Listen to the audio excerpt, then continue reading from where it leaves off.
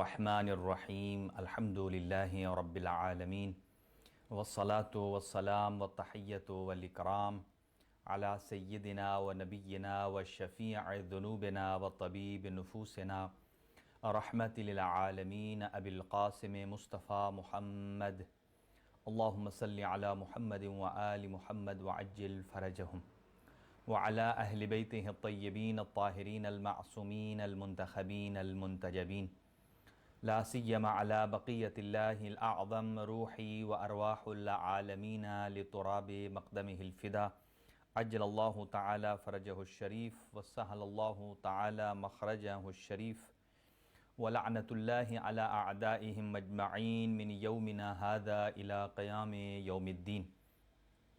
أما بعد، فقد قال الامام حسین بن علی علیہ الصلاۃ والسلام اريد ان أأمر بالمعروف وأنهى عن المنکر وأسیر بسیرت جدی وعلی بن ابی طالب علیہ الصلاۃ والسلام. محترم ناظرین اور سامعین، آپ کی خدمت میں عشرہ محرم الحرام کے عنوان سے اور مقاصد عاشوراء کی اس موضوع اور عنوان پر کچھ معروضات آپ کی خدمت میں گوش گزار کر رہے ہیں. اور سب سے پہلے جتنے مومنین نے درخواست دعا کی ہے، خداوند متعال ان تمام مومنین اور مومنات کو جو مریض ہیں ان کو شفائے کلی عنایت فرمائے، اور اسی طرح جو خواہشات رکھتے ہیں خداوند عالم ان کی حوائج شرعیہ کو پورا فرمائے. اور خاص طور سے ایک مومنہ انہوں نے درخواست دعا کی ہے، اللہ تعالیٰ کی ذات ان کی جملہ مشکلات کو آسان فرمائے، ان کی پریشانیوں کو دور فرمائے، اور اسی طرح ان کی زندگی میں مزید آسانیاں پیدا فرمائے اور ان کے فیوچر اور مستقبل کو روشن فرمائے. مقاصد عاشوراء، یوں تو سارا سال سوچنے کا موقع ملتا ہے کہ کربلا کیا ہے، حسین ابن علی علیہ الصلاۃ والسلام کے وہ سارے فرامین جو کتب میں موجود ہیں، اور خود حضرت رسول اکرم صلی اللہ علیہ وآلہ وسلم نے جو آپ کا تعارف فرمایا وہ سب کی نظروں کے سامنے ہے. اور ویسے وفدیناہ بذبح عظیم کی طرف ایک جو قدم آپ نے گامزن فرمایا اور وعدہ الہی کی تکمیل کی طرف آپ جا رہے تھے، قول رسول صلی اللہ علیہ وآلہ وسلم کی تصدیق کی جانب آگے بڑھ رہے تھے، اسلام حقیقی کی بقا کی ضمانت کا وہ معرکہ حق و باطل اس کے ایک مصمم ارادہ کیے ہوئے تھے. اور ہم کل کی گفتگو میں یہاں تک پہنچے تھے کہ سید الشہداء امام حسین علیہ الصلاۃ والسلام کا ایک ایک قدم اس کربلا کی موومنٹ میں وہ ما تشاءون الا ان یشاء اللہ کی منزل پر، وہ منشاء خدا کے مطابق بھی ہے، اور حضرت رسول اکرم صلی اللہ علیہ وآلہ وسلم کے اذن اور آپ کے حکم کے مطابق بھی ہے. چونکہ کربلا مشیت خدا ہے، اور مشیت حکمت سے خالی نہیں ہوتی ہے، اور حکمت کبھی بھی عقل اور وجدان سے خالی نہیں ہوتی ہے. اور امام حسین علیہ الصلاۃ والسلام اس پورے سفر میں جانتے تھے کہ اپنی شہادت سے پہلے کون سے واقعات پیش آنے والے ہیں اور شہادت کے بعد کے کون سے واقعات ہیں.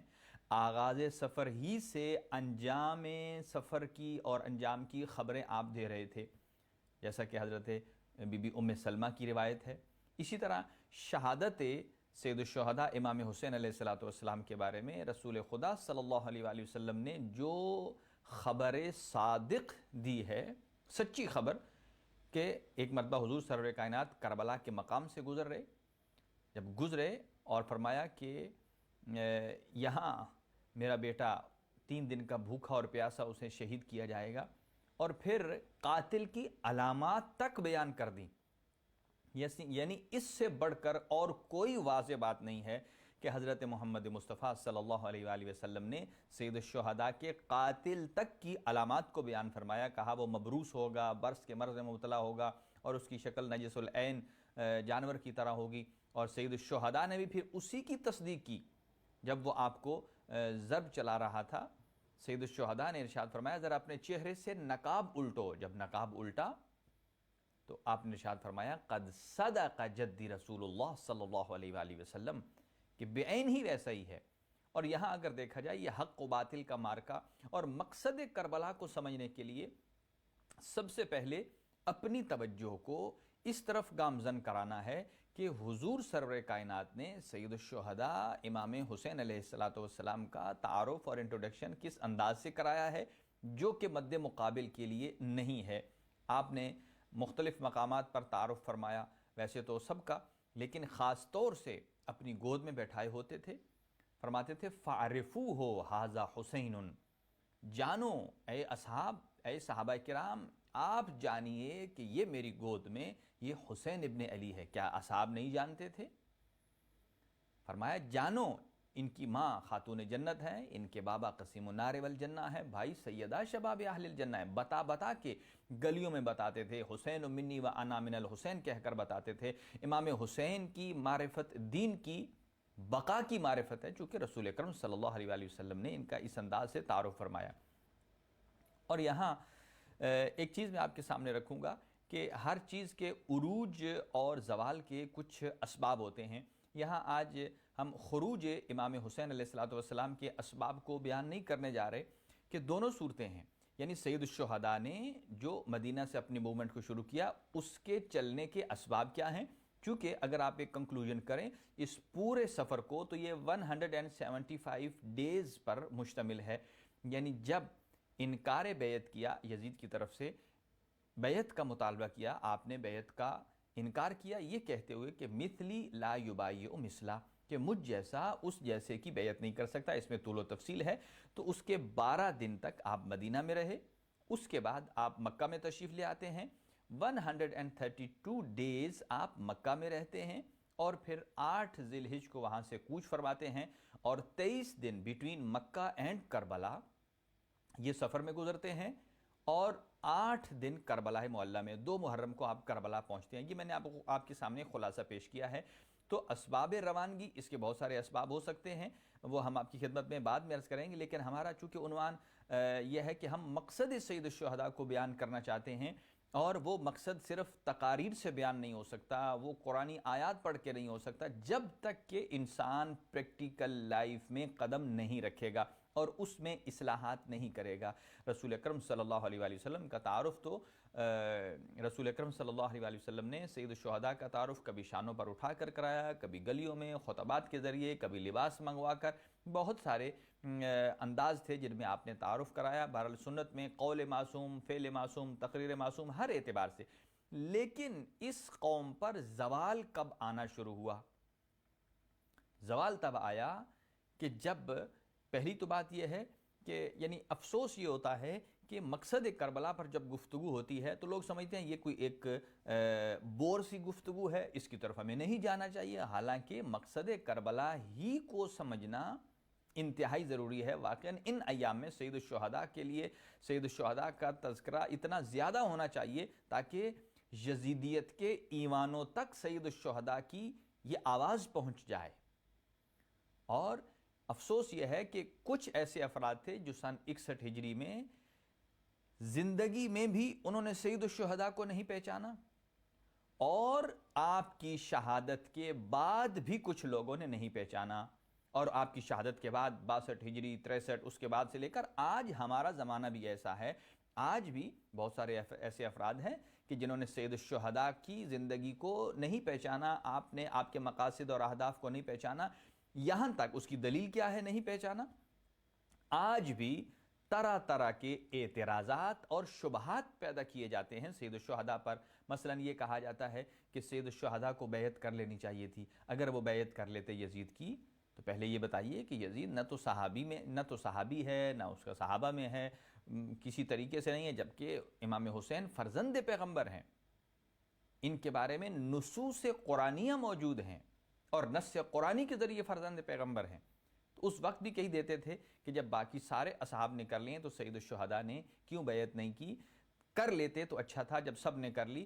تو یہاں ایک گفتگو یہ ہے کہ اصحاب جب سید الشہداء کے مقابلے میں آتے ہیں تو یہاں پھر گفتگو جو حجت ہے، جو ایتھینٹیکیٹڈ گفتگو ہے، وہ صرف سید الشہداء کی ہے، نہ کہ باقیوں کی ہے۔ ان الحسین مصباح الہدیٰ والسفینۃ النجاہ، نہ ہی امام حسین سے لوگوں نے روشنی لی ہے اور نہ ہی کشتی سید الشہداء کی طرف آگے بڑھے ہیں۔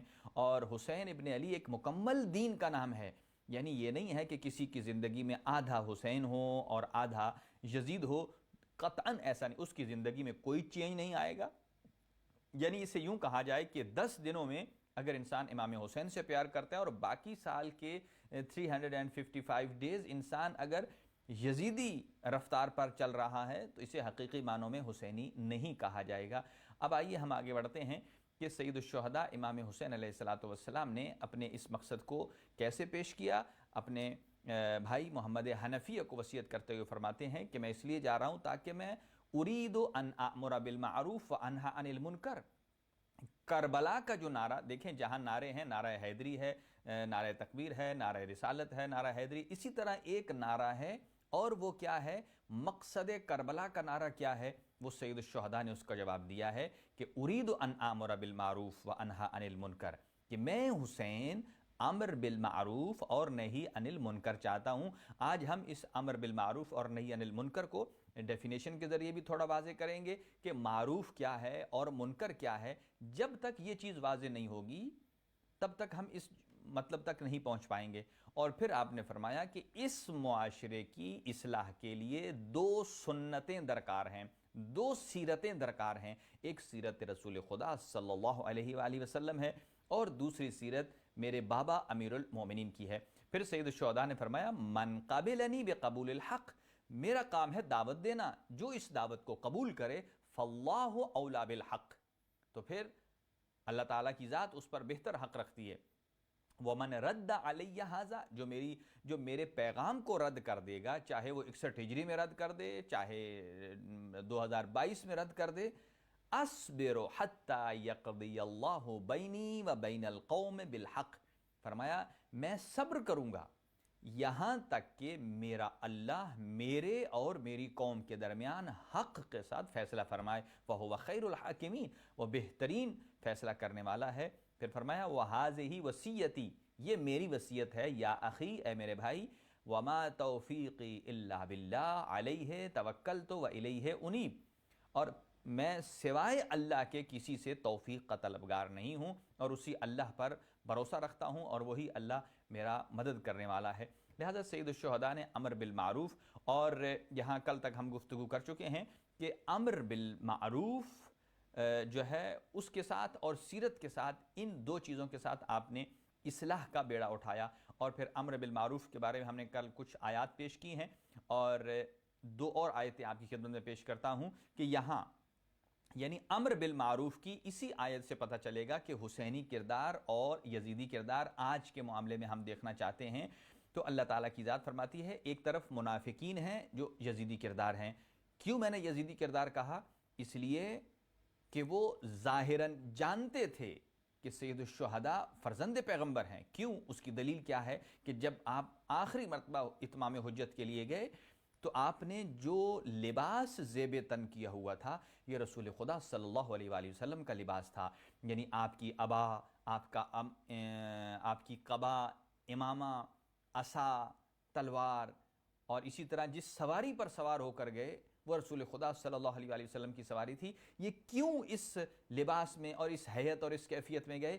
تاکہ جو سامنے آنے والے ہیں اگر وہ عاشقان رسول ہیں، آج دیکھیں دنیا میں حضور سرور کائنات کی نالین مبارک کی چھوٹی سی ایک شبی جو ہے وہ انہوں نے یہاں سینے پر لگائی ہوتی ہے، وہ تو شبی ہے اس کی، لیکن اس کو اپنے سر کا تاج سمجھتے ہیں ہم، لیکن عاشقان رسول جو کربلا میں تھے، کیا ان کے نزدیک خود سید الشہداء جو وہ لباس جو ان کے پاس تھا وہ آج کسی میوزیم میں نہیں ہے، کسی اور شخص کے پاس نہیں ہے، یہ تبرکات اہل بیت اطہار کے پاس تھے۔ ان کو دیکھ کر بھی اگر کوئی اس طرف نہیں آیا تو یہ تو منافق ہیں۔ تو قرآن مجید فرماتا ہے ایک طرف یزیدی ہیں اور حسینی کردار فرق ہیں کہ المنافقون والمنافقات، منافقین اور منافقات کا کیا کام ہے؟ وہ ایک دوسرے کو یأمرون بالمنکر وینہون عن المعروف، وہ برائی کا حکم دیتے ہیں اور نیکی سے روکتے ہیں۔ حالانکہ حسینیوں کی صفت اس کے برعکس ہے، وہ نیکی کا حکم دیتے ہیں اور برائی سے روکتے ہیں۔ جبکہ منافقین برائی کرنے کا حکم دیتے ہیں اور نیکی سے روکتے ہیں. یقبضون ایدیہم، اور وہ راہ خدا میں خرچ کرنے سے اپنے ہاتھ کو کھینچ لیتے ہیں. انہوں نے اللہ کو بھلا دیا اور اللہ نے انہیں بھلا دیا، اور منافقین ہی فاسق ہیں. اب اس کے پیرالل حسینی کون ہیں، اس کو ہم نے دیکھنا ہے، اور یہی کربلا ہے. اور امر بالمعروف کی یہ آیت ہے، چونکہ جو سلوگن امام حسین علیہ السلام یعنی امر بالمعروف اور نہی عن المنکر میں یقیناً کوئی ایسی طاقت ہے، اس کے اندر کوئی ایسا راز مضمر ہے کہ جس ایک اس نعرے کی بنا پر سید الشہداء نے اپنی قربانی دے دی ہے، حضرت علی اکبر کی قربانی دے دی ہے، اور باقی اہل بیت اطہار کی قربانی دی ہے. تو مومنین المؤمنون والمؤمنات بعضهم اولیاء و بعض، کہ بعض کے دوست ہوتے ہیں، یعنی مومن کا، مومنہ کی. اور یہ کرتے کیا ہیں؟ یہ حسینی صفات ہیں. یأمرون بالمعروف وینہون عن المنکر. یہ کربلا کا درس بھی ہے اور قرآنی درس بھی ہے کہ وہ نیکیوں کا حکم دیتے ہیں اور برائیوں سے روکتے ہیں. یعنی جس معاشرے میں لوگ ایک دوسرے کو اچھائی کی ترغیب کر رہے ہوں اور برائیوں سے روکنے کی جرأت پیدا ہو رہی ہو، آپ سمجھ لیجئے وہ حسینی معاشرہ ہے، وہ یزیدی معاشرہ نہیں ہے. دوسری صفت، یقیمون الصلاۃ، نماز کو قائم کرتے ہیں. کیا خوبصورت کہ جب عصر کا وقت ہوا اور ابو ثمامہ سیداوی نے، ایک ان کی روایت ہے اور ایک سعید ابن جبیر کی، بہرحال ابو ثمامہ سیداوی انہوں نے کہا سید الشہداء سے، یہ کربلا ہے، یہ امر بالمعروف ہے. اور فرماتے ہیں کہ اے فرزند پیغمبر، آپ نے تو ہمیں جنت میں اپنا مقام بھی ہمیں دکھا دیا ہے. ہماری خواہش یہ ہے، باوجود اس کے کہ ابھی میدان کارزار گرم ہے، ہماری خواہش ہے کہ ہم اپنی آخری نماز کو آپ کی اقتداء میں ادا کر کے ہم بارگاہ الہی میں اپنی جان کا نذرانہ پیش کریں. سید الشہداء نے خوبصورت جملہ فرمایا اور فرمایا، اللہ بھلا کرے تمہارے اوپر کہ تم نے نماز کا وقت یاد دلائی. یقیمون الصلاۃ، یہ حسینی کردار ہے. اور پھر سعید ابن جبیر، جب امام نماز کے لیے کھڑے ہوئے، سعید ابن جبیر سامنے کھڑے ہو گئے امام کے سامنے ڈھال بن کے، اور دشمن کی طرف سے جتنے تیر آتے تھے اور ان تیروں کو اپنے سینے پر لیتے تھے بڑھ بڑھ کے، تاکہ کوئی تیر میرے آقا و مولا کی طرف نہ بڑھ پائے، چونکہ آقا نماز کی امامت کروا رہے تھے. اور جیسے ہی آپ نے السلام علیکم ورحمۃ اللہ وبرکاتہ کہا، نماز اختتام تک پہنچائی، اتنے میں سعید ابن جبیر زخموں کی تاب نہ لاتے ہوئے زمین پر گر گئے. اور جیسے ہی زمین پر گرے، سید الشہداء نے ان کا سر اٹھا کر اپنی گود میں رکھا، اور سعید ابن جبیر نے ایک جملہ کہا، اے میرا آقا، کیا اب آپ راضی ہیں؟ کیا میں نے اپنی ڈیوٹی پوری کر دی ہے؟ یہ حسینی درس ہے. یقیمون الصلاۃ. سید الشہداء نے فرمایا، جعلک اللہ من المصلین، اللہ تعالیٰ کی ذات آپ کو حقیقی نماز گزاروں میں سے قرار فرمائے. تو جسے سید الشہداء یہ دعا دے رہے ہیں، اللہ تجھے نماز گزاروں میں سے قرار دے، یہ درس حسینی. تو امر بالمعروف نہی عن المنکر، یؤتون الزکوٰۃ، زکوٰۃ ادا کرتے ہیں، وَيُطِيعُونَ اللَّهَ وَرَسُولَهُ، اللہ اور اس کے رسول کی اطاعت کرتے ہیں. اولئک سیرحمہم اللہ، اور یہی ہیں کہ جن پر اللہ کی رحمت نازل ہوتی ہے. امام محمد باقر علیہ السلام یہ امر بالمعروف کی اہمیت سے متعلق 2-3 میں احادیث آپ کی خدمت میں پیش کر پھر ہم آگے بڑھ رہے ہیں کہ معروف کیا ہے اور منکر کیا ہے. امام محمد باقر علیہ السلام فرماتے ہیں، بئس القوم، بدبخت ترین ہے وہ قوم، یعیبون الامر بالمعروف والنہی عن المنکر، کہ جو امر بالمعروف اور نہی عن المنکر میں کو عیب سمجھتے ہیں. یعنی جس معاشرے میں امر بالمعروف اور نہی عن المنکر کو عیب سمجھا جاتا ہو، چاہے وہ آپ کا اپنا گھر ہے، چاہے وہ آپ کا محلہ ہے، چاہے آپ کی سوسائٹی ہے، جس جگہ پر نیکی کا حکم دینا برا سمجھا جاتا ہو، برائی سے روکنا برا سمجھا جاتا ہو، فرمایا وہ بدترین قوم ہے. تو اس کا مطلب یہ ہے کہ جو حسینی ہیں، اہل بیت اطہار علیہ السلام کے ماننے والے ہیں، وہ تو نعم القوم ہیں، یعنی بہترین قوم، جس کے بارے رسول خدا صلی اللہ علیہ وسلم نے ارشاد فرمایا. فرماتے ہیں، یا علی انت و شیعتک هم الفائزون، آپ اور آپ کے شیعہ ہی کامیاب ہیں۔ اس کا مطلب یہ کہ شیعہ میں یہ جرأت ہونی چاہیے کہ وہ معروف کا حکم دے، اس کا پرچار کرے اور برائیوں سے روکے۔ اور جہاں اس میں کمی آتی ہے، سمجھ لیجئے وہ ظاہراً تو اپنے آپ کو شیعہ کہہ رہا ہے، حسینی کہہ رہا ہے، لیکن در حقیقت یہ حسینیت کے لبادے میں ایک یزیدیت ہے جو چھپی ہوئی ہے، جو کسی ٹائم پر اس سے فرصت ملے گی وہ اپنا سر نکالے گی۔ اب ایک اور جملہ سنیے، کیا وجہ ہے کہ بعض اوقات ہم دعائیں کرتے ہیں، سب کچھ ٹھیک ہے، ہم دعا کرنے کے لیے باوضو بھی ہیں، قرآن مجید کی تلاوت بھی کر چکے ہوتے ہیں، اس سے اول و آخر صلوات کی تسبیحات بھی پڑھ چکے ہوتے ہیں، قبلہ رخ بھی ہوتے ہیں، اور ایسے اوقات بھی ہوتے ہیں کہ جن میں دعا کی قبولیت کے لمحات ہوتے ہیں، مثلا جب اذان ہو رہی ہو تب دعا قبول ہوتی ہے، جب باران رحمت نازل ہو رہی ہو نماز میں وہ دعا قبول ہوتی ہے، اسی طرح مغرب اور عشاء کی نماز کے درمیان جب اذان کا وقت ہو تب دعا قبول ہوتی ہے، جب اذان ہو رہی ہو آپ اپنی دعا کیجئے۔ لیکن پھر دعا قبول کیوں نہیں ہوتی؟ ساری شرائط ٹھیک ہیں، دیکھ لیجئے کہ اس چیز کے فقدان کی وجہ سے سید الشہداء نے، ہم آگے اسی کی طرف آگے بڑھ رہے ہیں، فرماتے ہیں امام رضا علیہ السلام لَتَأْمُرُنَّ بِالْمَعْرُوف، امر بالمعروف ضرور کرو، وَلَتَنْهُنَّ عَنِ الْمُنْكَرِ، اور منکر سے ضرور منع کرو۔ کیوں؟ او یستعملن علیکم شرارکم، اگر آپ ایسا نہیں کریں گے، نیکی کا حکم نہیں دیں گے، برائی سے روکیں گے نہیں، یہی سلوگن تھا سید الشہداء کا، مقصد کربلا، تو فرمایا کہ بدترین قسم کے حکمران تمہارے اوپر حاوی ہو جائیں گے۔ فَيَدْعُو خِيَارُكُمْ فَلَا يُسْتَجَابُ لَهُمْ، پھر نیک لوگ بھی آپ میں سے اگر دعا کریں گے تو دعا قبول نہیں ہوگی۔ اس کا مطلب کیا ہے کہ دعا کی قبولیت میں سے بھی ایک شرط یہ ہے کہ انسان امر بالمعروف کرے اور نہی عن المنکر کرے، وہاں تک جہاں تک اس کا حلقہ احباب ہے، جہاں تک اس کی گنجائش ہے۔ اور اگر کوئی حسینی ہے تو اسے کوئی بری بات سے روکا جاتا ہے تو اسے برا نہیں منانا چاہیے، اور اگر اچھی چیز کے بارے میں کہا جا رہا ہے تو اسے برا نہیں منانا چاہیے۔ رسول خدا صلی اللہ علیہ وسلم ارشاد فرماتے ہیں اذا امتی تواکلت الامر بالمعروف والنہی عن المنکر، جب میری امت امر بالمعروف اور نہی عن المنکر کا فریضہ چھوڑ دے تو پھر بے وقائن من اللہ، اللہ کی طرف سے عذاب کی منتظر رہے۔ یعنی سید الشہداء کا جو مقصد کربلا امر بالمعروف ہے، اگر یہ نہ ہو تو عذاب خدا آ جائے، اس کا مطلب یہ ہے اس میں اتنی طاقت ہے، سید الشہداء اسی مقصد کے لیے نکلے ہیں اور اس پوری امت کو عذاب خداوندی سے بچا لیا، اور اسی کی خاطر آپ نکلے ہیں، تو آج جو سید الشہداء کا واسطہ دیتا ہے اللہ تعالیٰ کی ذات اس کی دعا کو قبول کرتا ہے۔ اور اسی طرح امام صادق علیہ السلام ارشاد فرماتے ہیں کہ وہ 3 انعام جو اللہ تعالیٰ کی ذات نے شہادت کربلا کے نتیجے میں سید الشہداء کو عطا فرمائے ہیں، ان میں سے ایک کیا ہے؟ ایک یہ ہے کہ آپ کے قبہ کے نیچے حرم سید الشہداء میں دعا قبول ہوتی ہے، کبھی وہاں دعا رد نہیں ہوتی ہے، یہ ایک فضیلت ہے اس کی۔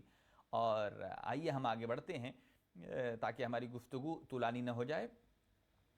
ایک شخص آیا رسول خدا صلی اللہ علیہ وآلہ وسلم کی خدمت میں اور آ کر کہتا ہے دیکھیے اس چیز کی اہمیت کیا ہے، یا رسول اللہ اخبرنی ما افضل الاسلام، کہ مجھے اسلام کی سب سے بہترین چیز کی خبر دیجئے۔ قال الایمان باللہ، اللہ تعالیٰ پر ایمان لانا یہ سب سے بہترین ہے۔ قال ثم ماذا، اس کے بعد کیا ہے؟ قال ثم صلۃ الرحم، اپنے رشتہ داروں کے ساتھ صلہ رحم کرنا۔ قال ثم ماذا، اس کے بعد کس کا نمبر ہے؟ قال الامر بالمعروف والنہی عن المنکر، یعنی امر بالمعروف اور نہی عن المنکر کی باری ہے۔ پھر اسی کے برعکس فقال الرجل فاخبرنی ای الاعمال ابغض الی اللہ، اللہ تعالیٰ کے نزدیک برا ترین عمل کون سا ہے؟ قال الشرک باللہ، اللہ تعالیٰ کے ساتھ کسی کو شریک قرار دینا۔ شخص نے پوچھا اس کے بعد کون سا ہے؟ قطیعۃ الرحم، کہ اپنے رشتہ داروں سے قطع تعلق کرنا۔ اس نے پوچھا پھر اس کے بعد کون سا ہے جس سے اللہ غضبناک ہو جاتا ہے؟ قال رسول اللہ صلی اللہ علیہ وآلہ وسلم الامر بالمنکر والنہی عن المعروف، یعنی پہلے سے برعکس کہ برائیوں کا حکم دینا اور اچھائیوں سے روکنا۔ یہ اگر جس معاشرے میں یہ چیز رائج ہو جائے وہاں یہی چیز سامنے آتی ہے کہ عذاب خداوندی کو دعوت دینا ہے اگر انسان امر بالمعروف سے ہٹ جائے۔ اب آئیے ہم بڑھتے ہیں کہ معروف کیا ہے اور منکر کیا ہے۔ ایک پہلے شبہ اور غلطی کا ازالہ کر دوں۔ ایک مس کنسپشن ہے، لوگ معروف اور منکر کا جو معنی سمجھتے ہیں وہ معنی نہیں ہے جو کہ ایکچول اس کا معنی ہے، اور امام حسین علیہ السلام نے اسی امر بالمعروف نہی عن المنکر جیسے عظیم فریضے کو اپنے قیام کا مقصد قرار دے کر سید الشہداء نے اپنے وصیت نامے میں یہ جو لکھا ہے، اس کا مطلب یہ ہے کہ قیامت تک آنے والے تمام سوالات کے جوابات کو سید الشہداء نے اپنے ہاتھ سے لکھا ہے، کہ اگر کوئی شخص پوچھے کہ امام حسین نے یہ عظیم قربانی کیوں دی ہے تو کہنا امر بالمعروف نہی عن المنکر کی وجہ سے۔ سید الشہداء نے مخدرات عصمت کی اسارت کو کیوں قبول کیا ہے، کہہ دینا امر بالمعروف نہی عن المنکر کی وجہ سے۔ یہ شہادتیں کیوں پیش کی ہیں، چھوٹے بچوں کو کیوں ذبح کروایا ہے، یہ سارے حالات کیوں پیش آئے ہیں، سید الشہداء خود بتا کے جا رہے ہیں۔ اس کا ایک ہی جواب ہے، وہ ہے امر بالمعروف اور نہی عن المنکر۔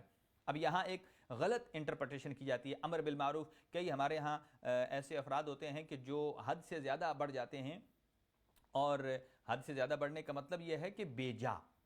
امر بالمعروف اس کی میننگ بعد میں کرتے ہیں، پہلے ایک مس کنسپشن ہے کہ امر بالمعروف سے مراد کیا ہے؟ کیا کسی آدمی کی زندگی میں بے جا دخالت کرنا، روکنا ٹوکنا، کسی کے مزاحم ہونا؟ مزاحم ہونا نہیں ہے۔ کیوں؟ اس لیے کہ کبھی ایسا ہوتا ہے کہ معروف کے نام پر منکرات پھیلائے جا رہے ہوتے ہیں، جبکہ کبھی منکرات کے نام پر معروف سے لوگوں کو روکا جا رہا ہوتا ہے۔ اس لیے ایسے لوگوں کو نہ تو معروف کی کوئی شناخت ہوتی ہے اور نہ ہی منکر کی کوئی پہچان ہے۔ شہید مطہری رضوان اللہ تعالی علیہ وہ فرماتے ہیں کہ امر بالمعروف کے نام پر جتنے منکرات لوگوں نے پھیلائے ہیں، کسی اور عنوان سے اتنے منکرات نہیں پھیلائے ہیں۔ یعنی نام اچھا اور اندر سے کام برے۔ اب آ جائیے اس کی میننگ کیا ہے، معروف کسے کہتے ہیں اور منکر کیا ہے؟ عام طور پر معروف کا ترجمہ کیا جاتا ہے، جب کہا جاتا ہے نا امر بالمعروف نہی عن المنکر، کہتے ہیں نیکی کا حکم دینا اور منکر برائی سے روکنا۔ یعنی معروف کو نیک یا نیکی کہا جاتا ہے، جبکہ منکر کا ترجمہ کیا جاتا ہے برا یا برائی۔ حالانکہ لغت میں اگر آپ دیکھیں، ڈکشنری میں اگر آپ دیکھیں تو یہ اس کے میننگ نہیں ہے۔ کسی کتاب میں، لغت کی کسی بک میں آپ دیکھ لیجئے، معروف کے معنی نیک یا نیکی، اور اسی طرح منکر کے معنی برا یا برائی نہیں ہے۔ پھر کیا معنی ہے اس کے؟ لغت کے اعتبار سے لفظ معروف، یعنی لفظ جو معروف ہے، یہ کس اس کے جو روٹ کاز ہیں وہ کیا ہیں، روٹ ورڈز کون سے ہیں؟ معروف کا تعلق ہے معرفت سے اور عرفان سے، عین، را اور فا، یہ اس کے مادہ اصلی ہیں، ثلاثی مجرد ہے۔ یعنی معروف، اس کا تعلق کن الفاظ کے خاندان سے ہے؟ معرفت سے ہے، عرفان سے ہے، عارف سے ہے، معروف ہے۔ یہ الفاظ آپ جانتے ہیں کہ فلاں آدمی عارف ہے، یعنی اس کی زیادہ معرفت رکھتا ہے، اس کا عرفان ایسا ہے، معرفت ہے۔ یعنی یہ حدیث بارہا سنی ہے، من مات ولم یعرف امام زمانے ہی مات میتتن جاہلیہ، جو شخص اپنے زمانے کے امام کی معرفت کے بغیر مر جائے وہ جاہلیت کی موت مرا ہے۔ لہذا معرفت کا معنی جب امر بالمعروف کیا جاتا ہے تو معروف کا مطلب نیکی نہیں ہے۔ یہ بڑی دقیق بات کر رہا ہوں میں، یہ تمام الفاظ ایک ہی خاندان سے ہیں، معروف ہو، عرفان ہے، عارف ہے، معروف ہے۔ اگر ہم کہیں کہ فلاں آدمی بڑی معرفت حاصل کر چکا ہے، وہ بڑا عارف ہے، تو کیا اس کا مطلب یہ ہے کہ وہ بڑا نیک آدمی بھی ہے؟ قطعاً ایسا نہیں ہے۔ کبھی ایسا ہو سکتا ہے کہ یہ معرفت کیا ہوتی ہے؟ پہچان، کسی کے بارے میں نالج۔ جیسا کہ آج دیکھ لیجئے کہ جتنی جدید ٹیکنالوجی ہے اس کے بارے میں کوئی ایسا آدمی ہو سکتا ہے کہ جو جدید جو روبوٹ ہیں ان کے بارے میں اس کو زیادہ معرفت ہو لیکن نماز کے بارے میں نہ ہو۔ ایک آدمی ہو سکتا ہے کہ اسے انٹرنیٹ کی زیادہ معلومات ہوں، ہو سکتا ہے کہ وہ ٹیکنیشین ہو، اس کے بارے میں اس کی زیادہ معرفت ہو، لیکن جو دوسرے کام ہے، قرآن مجید پڑھنا نہ جانتا ہو، وہ کسی دینی علم اس کے پاس نہ ہو، تو ضروری نہیں ہے کہ جو آدمی امر بالمعروف یا معروف کرتا ہے وہ نیک آدمی ہو، ضروری نہیں نیک ہے۔ اس کا معنی ہے معرفت حاصل کرنا، پہچاننا۔ اگرچہ معرفت رکھنے والا کبھی نیک بھی ہو سکتا ہے، عالم بھی ہو سکتا ہے، عارف بھی ہو سکتا ہے، اور کبھی غیر عالم غیر عارف بھی ہو سکتا ہے۔ تو لغت کی کتابوں میں عرفان اور معرفت کے معنی کیا ہیں؟ وہ ہے جاننا، شناخت کرنا، کسی چیز کو پہچاننا، اس معنی میں ہے۔ عارف یعنی جاننے والا، پہچاننے والا۔ معروف یعنی وہ چیز جسے پہچانا جائے، یعنی پہچانی ہوئی چیز، شناختہ شدہ چیز جس کا کسی کو علم ہو، یہ تھا معروف۔ اب منکر کیا ہے؟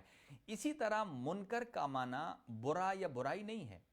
منکر اسے کہتے ہیں، یعنی اس کا معنی ہے انکار شدہ چیز، ایسی چیز جس کا انکار کیا جائے، جسے ٹھکرا دیا جائے، جس کو ایکسیپٹ نہ کیا جائے، جسے قبول نہ کیا جائے، گویا جس کو رسمی طور پر اس کی رسمیت سے اس کا رسمیت اس کو یعنی جسے کہا جائے، اردو میں جو کہیں گے کہ رسمیت سے کوئی نہ پہچانے۔ جیسا کہ دنیا میں کئی ایک ممالک ایسے ہیں کہ جو اگرچہ وہ ملک انہوں نے ڈکلیئر کر دیا ہے، لیکن عالمی لیول پر ان کو تسلیم نہیں کیا گیا، یعنی عالمی لیول تک ابھی ان کا انکار ہی باقی ہے، انہیں قبول نہیں کیا گیا۔ ایسی چیز کو منکر کہا جاتا ہے۔ تو گویا امر بالمعروف سے مراد وہ چیز کہ جو پہچانی شدہ ہے، پہچان شدہ ہے، شناختہ شدہ ہے، تسلیم اور قبول شدہ چیز ہے، اس کا امر کرنا، اور نہیں عن المنکر یعنی ٹھکرائی ہوئی چیز۔ اب سوال یہ ہے کہ ہمیں کیسے پتا چلے کہ معروف کیا ہے اور منکر کیا ہے؟ جب ہمیں یہ پتا چلے گا تو پھر مقصد کربلا ہمیں پتا چلے گا کہ سید الشہداء نے اس معروف کے نام پر کن کن چیزوں کا حکم دیا ہے تا صبح قیامت، اور کن کن چیزوں سے روکا ہے۔ ویسے تو ہم لسٹ بنانے کے ماہر ہیں، یہ چیزیں اچھی ہیں، یہ امر بالمعروف ہوگا، یہ چیزیں بری ہیں، یہ منکر ہوگا۔ ایسا نہیں ہے، بلکہ معروف اور منکر کو پہچاننے کا بھی ایک کرائیٹیریا ہونا چاہیے۔ ہمارے پاس جو ایک کرائیٹیریا ہے مکتب اہل بیت کے پاس، کہ معروف اور منکر، اس کو یعنی وہ چیز، شریعت کی وہ چیز جس کو ہم اپنائیں یا جو اللہ کی طرف سے باقاعدہ ایتھینٹیکیٹڈ ہے، اور وہ چیز جسے اللہ کی طرف سے ریجیکٹ کیا گیا ہے، ٹھکرایا گیا ہے کہ کبھی بھی اسے نہیں کرنا۔ اس کے لیے ہمارے پاس دو معیار ہیں اور دو منبع ہیں۔ منبع کسے کہتے ہیں؟ سرچشمہ۔ تو گویا معروف کی شناخت یا منکر کی سے انکار کے لیے انسان کے پاس پہلا منبع ہے وحی الہی۔ پہلا منبع ہے وحی الہی، یعنی اللہ تبارک و تعالی جن چیزوں سے انکار کر دے، جنہیں ٹھکرا دے، وہ منکرات میں سے شمار ہوں گی، اور جن چیزوں کو قانونی حیثیت دے کر رسمی طور پر پہچان لے، وہ معروفات ہو جائیں گی۔ اور امام حسین علیہ السلام ہی وہ واحد ذریعہ تھے اس وقت کہ جو اہل بیت نبوہ ہیں، معدن الرسالہ ہیں، جو نبوت کی کان اور اہل بیت عصمت و طہارت ہیں، اور یہی وہ گھرانہ ہے کہ جو جہاں آیات اترتی تھیں، اور یہی وہ گھرانہ ہے کہ جہاں فرشتوں کے آنا جانا رہتا تھا۔ یہ پہلا منبع وحی الہی ہے۔ اور دوسرا منبع، یہ میں کیوں کہہ رہا ہوں؟ اس لیے کہ کربلا کو پہچاننا صرف شیعہ کا کام نہیں ہے، صرف اہل سنت کا کام نہیں ہے، بلکہ ہر صاحب عقل کو یہ سوچنا چاہیے کہ آخر امر بالمعروف نہی عن المنکر کے اندر کون سی ایسی طاقت تھی کہ جس نے نہ صرف مسلمانوں کو بلکہ غیر مسلم جو کہ عقل کی دولت سے مالا مال تھے، وہ بھی لشکر سید الشہداء میں اس وقت بھی شامل ہوئے اور آج بھی شامل ہو رہے تھے۔ کتنے ایسے افراد تھے؟ پھر کبھی ہمیں موقع ملا تو مکہ سے لے کر کربلا تک سید الشہداء کا جو سفر تھا، اس سفر میں کئی ایسے افراد تھے، انہوں نے راستے میں ہی اسلام قبول کیا، راستے میں ہی سید الشہداء کے مکتب کی طرف آئے اور پھر وہیں جام شہادت کو نوش کر لیا۔ اور پہلی چیز کہ معروف اور منکر کو پہچاننے کی وہ ہے عقل، اور دوسری چیز ہے، پہلی ہے وحی اور دوسری ہے عقل، یعنی جو چیزیں، چونکہ عقل فطرت کا نام ہے، یعنی کل مولود یولد علی فطرت الاسلام، ہر پیدا ہونے والا بچہ فطرت اسلام پر پیدا ہوتا ہے، اور اسلام کی فطرت عقل سے باہر نہیں ہے۔ ہر اس چیز کو ہماری عقل تائید کرتی ہے، یا شریعت اس کی تائید کرتی ہے کہ جو عقلی اعتبار سے درست ہے۔ لہٰذا جنہیں انسانی عقل نے تسلیم کر کے رسمیت عطا کر دی ہے یا پہچان لیا ہے وہ معروف ہے، اور منکرات اس کے برعکس ہیں، یعنی وحی الہی نے انہیں ٹھکرا دیا ہو اور عقل نے بھی انہیں ٹھکرا دیا ہو۔ اب فہرست تیار کر لیں، مثلا وحی سے متعلق اور دین عقل کے نزدیک قابل قبول جو چیزیں ہیں، ایک لمبی فہرست کے عدل قائم کرنا، احسان، نیکی، مظلومیت کی حمایت کرنا، بیچاروں کی مدد کرنا، نماز پڑھنا، روزہ وغیرہ وغیرہ، یہ سب معروف ہیں۔ منکرات کیا ہیں؟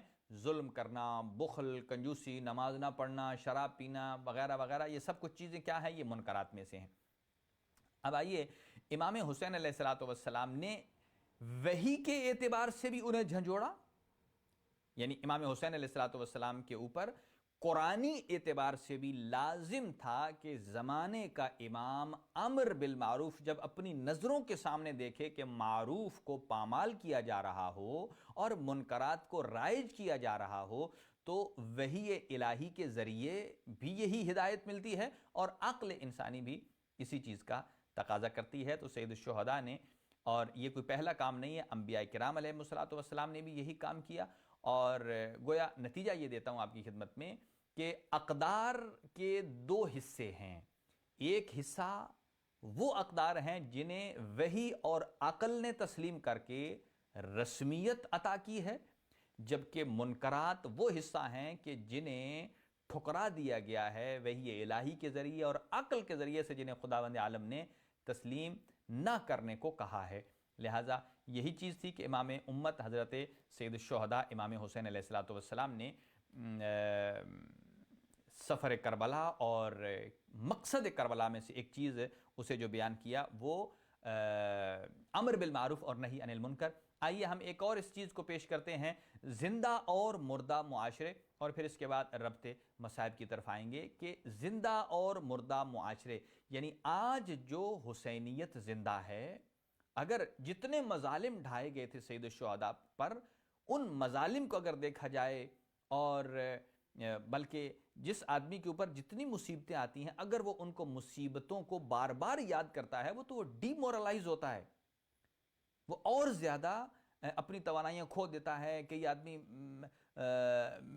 اس طرف چلے جاتے ہیں، ان کے دماغ صحیح کام نہیں کرنے لگتا۔ مصائب اور آلام کو یاد کر کر کے، آپ اپنی مثال لے لیجئے، آپ اپنی گزشتہ زندگی میں جتنے واقعات ہیں، اگر انہیں یاد کرتے رہیں گے تو آپ آگے نہیں بڑھ سکیں گے۔ لیکن کربلا کی مصیبت ایسی ہے کہ آپ جتنا اسے یاد کریں گے، اتنا انسان کی زندگی اور ابھر کر سامنے آتی ہے اور کھل کر سامنے آتی ہے۔ اس کا مطلب یہ ہے کہ سید الشہداء کی ان مظالم اور مصائب کا برداشت کرنا وہ ہمارے مصائب سے 100% مختلف ہے، چونکہ وہ ایک کاز کی خاطر تھے، ایک مقصد کی خاطر تھے۔ وہ کیا ہے کہ اپنے آپ کو قربان کر کے امت کی زندگی کا سامان جو کیا ہے وہ سید الشہداء نے کیا ہے۔ آئیے ہم تین چیزیں آپ کی خدمت میں رکھتے ہیں کہ آیا ہم اس کے ذریعے پہچان سکتے ہیں کہ ہم جس جگہ رہ رہے ہیں، میری ذات، میرا گھر، میرا معاشرہ، آیا یہ زندہ ہے یا مردہ ہے؟ اسے ہم ان تین جملات کے ساتھ پہچان سکتے ہیں۔ دیکھیے، زندہ کیا ہوتا ہے کہ جس کے اندر حرکت موجود ہو، جس کے اندر کوئی سانس لے رہا ہو، زندگی کے آثار ہوں، کھا رہا ہو، پی رہا ہو۔ اور مردہ جس کے اندر زندگی کے کوئی آثار نہ ہوں، بالکل بے جان چیز ہے اور اس کا کوئی فائدہ نہیں بلکہ عفونت ہی ہے، نقصان ہی دیتی ہے۔ تو انسان، یعنی کوئی بھی، چاہے انسان ہے، چاہے روح ہے، چاہے معاشرہ ہے، انسان اور خصوصاً انسانی معاشرہ اگر زندہ ہے آج تو وہ اقدار کے طفیل زندہ ہے، یعنی ویلیوز کی وجہ سے زندہ ہے۔ اس کا مطلب یہ نہیں ہے کہ ویلیوز چینج کر گئی ہیں، جو 61 ہجری میں تھیں وہ ویلیوز اس زمانے میں اور تھیں اور آج کے زمانے میں اور ہیں، قطعاً ایسا نہیں ہے۔ جیسا کہ لوگ کہتے ہیں گزشتہ زمانے میں یہ چیزیں ایسی شمار کی جاتی تھی، ایسا نہیں، بلکہ سید الشہداء نے جن اقدار کی خاطر، جن ویلیوز کی خاطر اپنی زندگی کو قربان کیا ہے، وہ 1-2 سال کے لیے نہیں ہے، 1-2 صدیوں کے لیے نہیں ہے، وہ تا صبح قیامت کے لیے ایک اسوہ ہے۔ کربلا خود ایک اسوہ ہے۔ اور حدیث میں ہے کہ انسان کی، حدیث کی بات کر رہا ہوں میں، انسان کی موت وہ 3 طریقے سے ہو سکتی ہے۔ پہلا طریقہ انسان کے بدن کی موت، یعنی انسان کا بدن مر جائے، انسان کی باڈی ڈیڈ ہو جائے۔ دوسرا، انسان کی روح مر جائے، انسان کا دل مر جائے، یعنی روح اور دل مردہ ہو جاتے ہیں، دو۔ اور تیسرا، امت اور انسانی معاشرہ اور سوسائٹی کی موت، یہ تین چیزیں ہیں۔ اب ہم نے دیکھنا ہے کہ ان اثرات میں ہم کس کس جگہ ہیں۔ یقیناً ان میں سے ہر ایک کا تعلق ہماری اپنی ذات کے ساتھ بھی ہے۔ مثلا ہمیں جہاں ہم اپنی جسمانیت کے لیے، اپنی صحت کے لیے اچھی خوراک کھاتے ہیں، اچھی انوائرمنٹ میں رہتے ہیں، اچھا پانی پیتے ہیں، اسی طرح اچھا سانس لیتے ہیں، ایسی جگہ پر جاتے ہیں کہ جہاں بہت ہی اچھی آب و ہوا ہو۔ اسی طرح اپنی روح کی بحالی کے لیے کبھی ہم سیر پہ چلے جاتے ہیں۔ قرآن مجید بھی کہتا ہے کہ سیروا فی الارض فانظر کیف کان عاقبۃ للمکذبین، اللہ کی زمین میں پھرو اور یہ دیکھو کہ انکار کرنے والوں کا، جھوٹ بولنے والوں کا انجام کیا ہوتا ہے۔ اگر انسان 2 ہفتے پورا سیر کر رہا ہے، پہاڑوں کی طرف، سمندروں کی طرف، ہر طرف سفر کر رہا ہے، اور واپسی پر آ کر یہ نہ پہچان سکے کہ جھوٹے کون تھے اور سچے کون تھے اور اس کائنات کا مالک کون ہے، تو پھر اس کی سفر اور سیر کا کوئی فائدہ نہیں ہے۔ تیسرا ہے، ہم جس معاشرے میں رہتے ہیں، آیا وہ اقدار ہمارے اندر ہیں یا نہیں ہیں۔ بس جلدی جلدی میں ان کی نشاندہی کروں گا آپ کی خدمت میں کہ بدن کی موت کیسے ہوتی ہے۔ دیکھیں، ہم ان تینوں چیزوں کی، انسان کی موت، روح اور دل کی موت اور معاشرے کی موت، یعنی ہم ان کے اسباب پر ایک جیسے کہ رائے پیش کریں گے کہ موت کیسے ہوتی ہے ایک، اور پھر اس کے نتائج کیا ہیں۔ پہلا، بدن کی موت یہ ہے، کب آتی ہے بدن کی موت؟ کہ جب انسان کے بدن سے روح جدا ہو جائے۔ اور دل کی موت کیا آتی ہے؟ قرآن مجید فرماتا ہے وَإِذَا ذُكِرَ وَإِذَا ذُكِرَ اللَّهُ، کہ جب اللہ کا ذکر کیا جائے تو وَجِلَتْ قُلُوبُهُمْ، ان کے دلوں میں جلا ملتی ہے۔ اس کا مطلب یہ ہے کہ اللہ کے ذکر کو سن کر جو دل زندہ ہوتا ہے اس میں حیات ہے، اور ذکر خدا سے جو خالی ہے وہ مردہ ہے۔ اور اسی طرح معاشرے کی موت اس وقت ہو جاتی ہے کہ جس معاشرے سے اقدار ختم ہو جائیں، یعنی جس معاشرے میں اچھے کو اچھا نہ کہا جا سکے، اور جس معاشرے میں برے کو برا نہ کہا جا سکے بلکہ اس کے برعکس ہو جائے، تو یہ اقدار مر گئی ہیں۔ اگر اچھے کو اچھا کہا جا رہا ہے اور اچھے کو اچھا کہہ کر پیش کیا جا رہا ہے تو یہ انسانی اقدار زندہ ہیں۔ اور جب انسان کے بدن سے روح نکل جاتی ہے تو پھر انسان کا بدن نجس ہو جاتا ہے۔ دیکھیں، شرعی حکم کے ساتھ میں اس کو ملا رہا ہوں کہ انسان کے بدن سے جب روح نکلتی ہے تو اس کی باڈی نجس ہو جاتی ہے، یعنی بدن کے ٹھنڈا ہونے کے بعد اور غسل میت دینے سے پہلے اگر کوئی آدمی ڈیڈ باڈی کو چھوتا ہے تو اس کے اوپر غسل مس میت واجب ہو جاتا ہے۔ کیوں؟ اس لیے کہ وہ بدن نجس ہو گیا ہے۔ اگر کوئی اسے ہاتھ لگائے گا تو غسل مس میت ہے۔ خود اس میت کے لیے یہ حکم ہے کہ اسے نہلایا جائے، دھلایا جائے، کفن پہنایا جائے، حنوط یعنی خوشبو لگائی جائے، یعنی ایک قسم کی خوشبو ہے کافور کے ساتھ، نماز پڑھی جائے، اور پھر اس کو قبرستان میں گڑھا کھود کر اسے دفن کر دیا جائے۔ یہ کیوں ہے سب کچھ؟ انسان تو مر گیا، یہی جو کل تک ہمارے ساتھ موجود تھا اس کے بارے میں یہ حکم نہیں تھا۔ ہو سکتا ہے انسان زندہ ہو تو 3 دن بعد نہائے، 4 دن بعد، کئی افراد نے تو ایک ریکارڈ بنایا ہے، لیکن مر جانے کے فوراً بعد کیوں ہے؟ اس کا مطلب یہ ہے کہ اب یہ مردہ ہے، اور مردہ کا زندوں میں رہنا زندوں کے لیے بھی مفید نہیں ہے اور نہ ہی اس مردے کے لیے مفید ہے۔ کیوں؟ یہ اب لاش ہو گیا ہے۔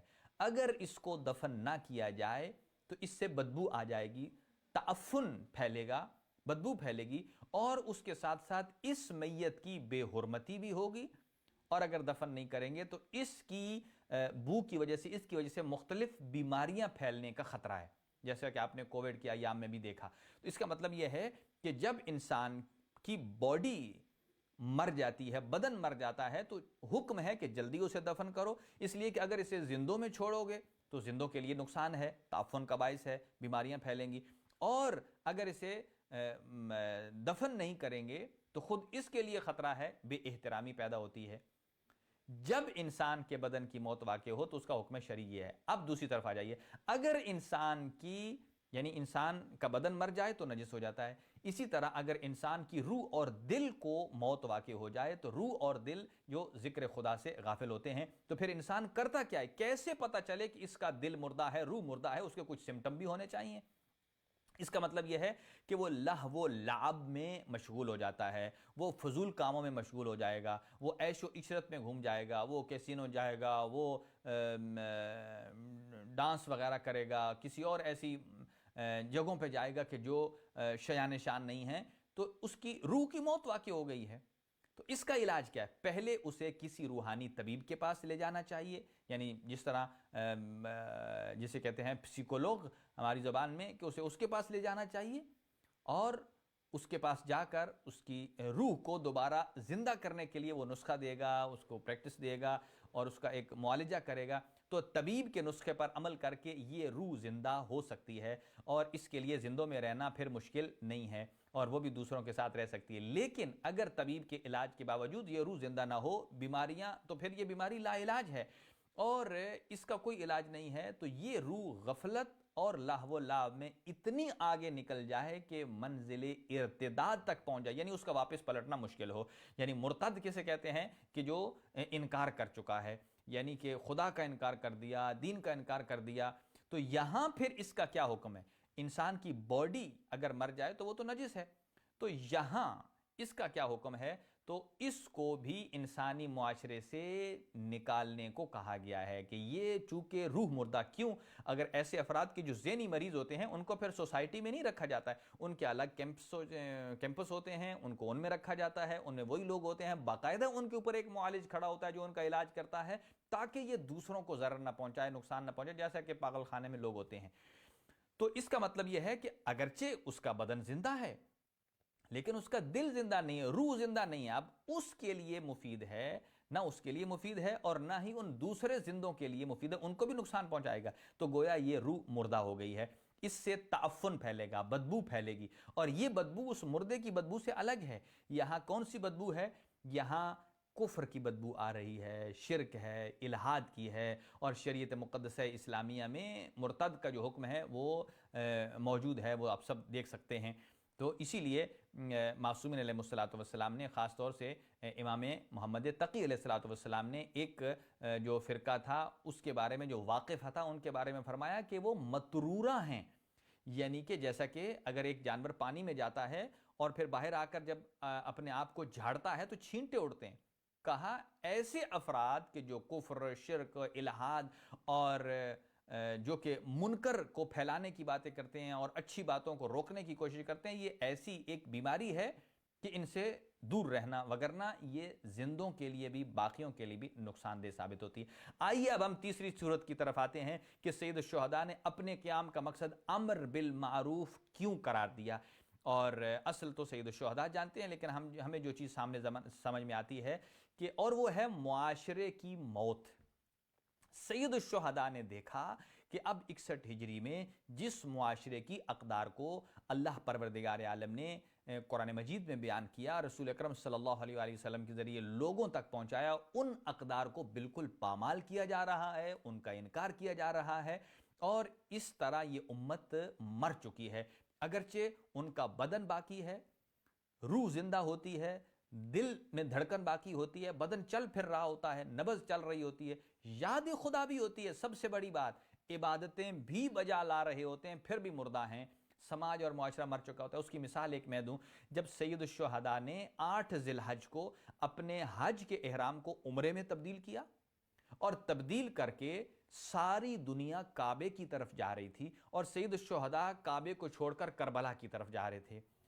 اور اب یہ جو افراد امام حسین کو چھوڑ کر حج کر رہے تھے, آپ سے سوال ہے کہ ان کا حج کیسا ہے, جبکہ سید الشہداء نے بتا بھی دیا ہے کہ اس وقت ضرورت اس امر کی ہے کہ امر بالمعروف کیا جائے, نہی عن المنکر کیا جائے, تم بھی میرے ساتھ چلو.